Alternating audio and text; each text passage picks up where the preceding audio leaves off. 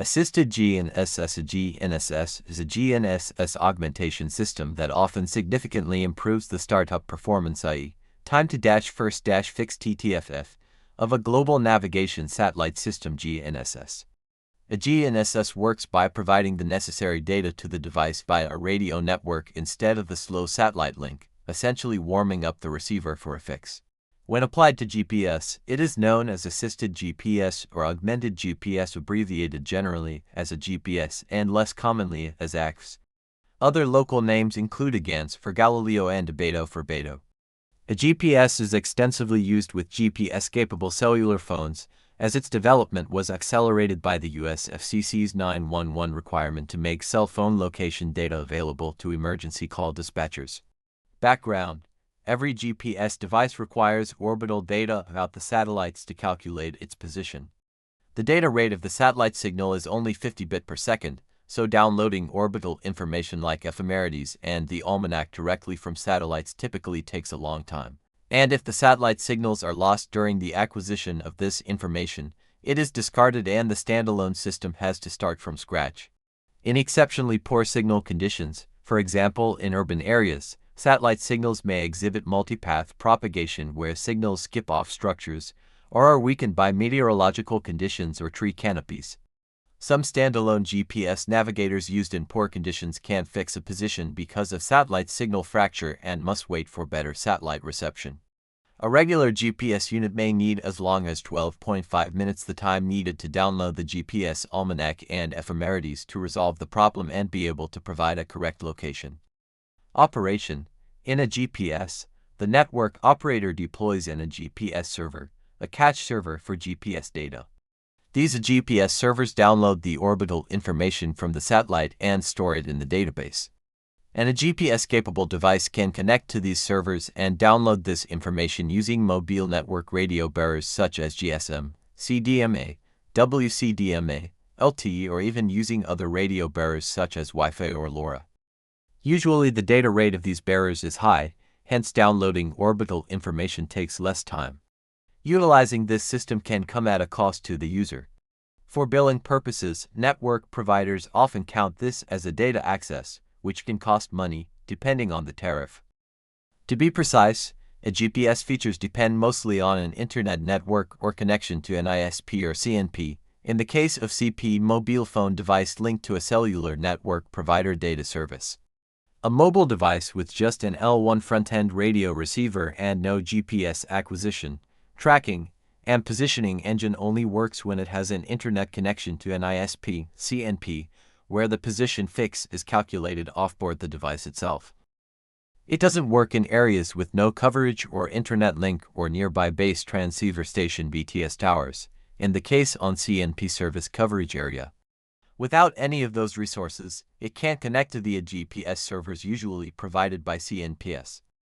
On the other hand, a mobile device with a GPS chipset requires no data connection to capture and process GPS data into a position solution, since it receives data directly from the GPS satellites and is able to calculate a position fix itself.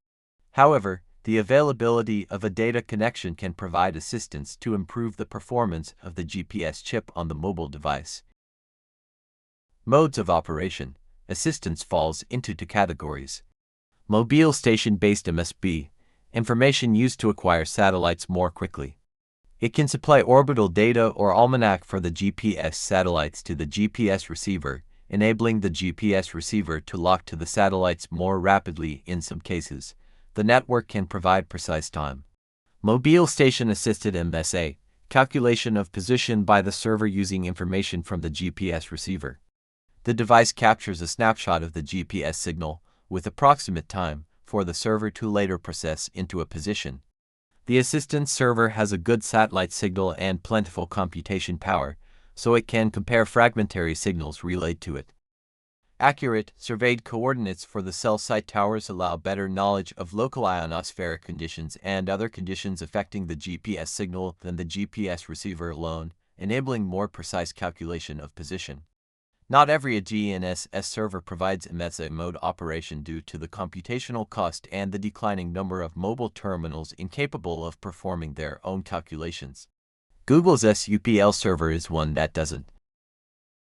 A typical GPS-enabled receiver uses a data connection, internet, or other to contact the assistance server for a GPS information. If it also has functioning autonomous GPS, it may use standalone GPS, which is sometimes slower on time to first fix, but does not depend on the network, and therefore can work beyond network range and without incurring data usage fees. Some GPS devices do not have the option of falling back to standalone or autonomous GPS. Related technologies.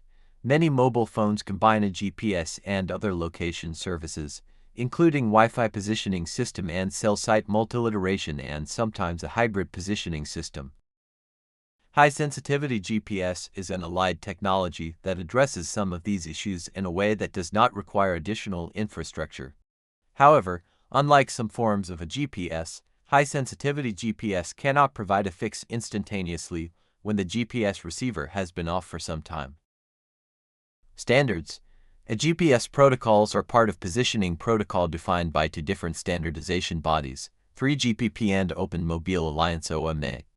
Control Plane Protocol, defined by the 3GPP for various generations of mobile phone systems. These protocols are defined for circuit switch networks. The following positioning protocols have been defined.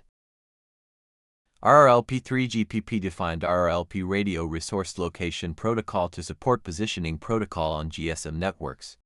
TI-801 CDMA 1000 family defined this protocol for CDMA 2000 networks. RRC Position Protocol 3GPP defined this protocol as part of the RRC standard for UMTS network. LPP 3GPP defined LPP or LTE Positioning Protocol for LTE networks. User Plane Protocol, defined by the OMA to support positioning protocols in packet switch networks. 3 generations of secure user plane location SUPL protocol have been defined, from version 1.0 to 3.0. SUPL. The SUPL Secure User Plane Location Protocol, unlike its control plane equivalents restricted to mobile networks, runs on the Internet's TCP/IP infrastructure. Consequently, its application extends beyond the original intended use of mobile devices and may be used by general-purpose computers. SUPL 3.0 legitimizes such use by adding admission for WLAN and broadband connections. Actions defined by SUPL 3.0 include a wide range of services like geofencing and billing. The GNSS functions are defined in the SUPL positioning functional group. It includes SUPL Assistance Delivery Function SADF, which provides the basic information sent to the device in both the GNSS modes. SUPL Reference Retrieval Function SRRF, which tells the server to prepare the information mentioned above by receiving from the satellites. SUPL Position Calculation Function SPCF, which lets the client or the server ask for the client's location. The server-generated location may result from MSA or from mobile cell.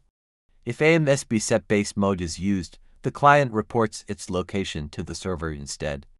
The specifics of communication is defined in the ULP Userplane Location Protocol substandard of SUPL suite. As of December 2018, GNSS systems supported include GPS, Galileo, GLONASS, and Beidou.